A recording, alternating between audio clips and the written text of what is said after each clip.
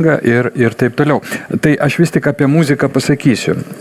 Rachmaninovas skamba Užsklandoje ir tenai groja pianinu olandų nuostabus džiazo pianistas Peter Beats. Aš jo koncerte buvau pernai. Pirmą kartą šį klausiausi, mane sužavėjo. Taigi, koncerto metu pernai jis grojo ne tik Rachmaninovą, jisai grojo ir Rimskį-Korsakovą. Ir dar ten kitus rusų kompozitorius, įsivaizduojat? O publika, juk Nyderlandai, tai vakarai, plojo, atsistojusi plojo.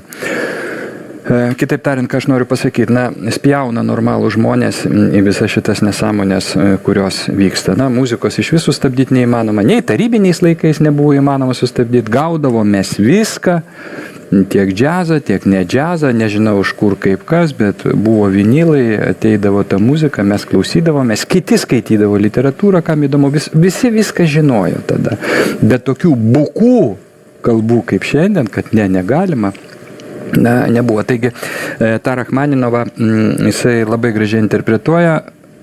YouTube platformai galite rasti jo atlikimus, iš tikrųjų fantastiškas pianistas ir groja, aišku, su labai gerais muzikantais. Tai tiek pradžioj reklamos ir einam prie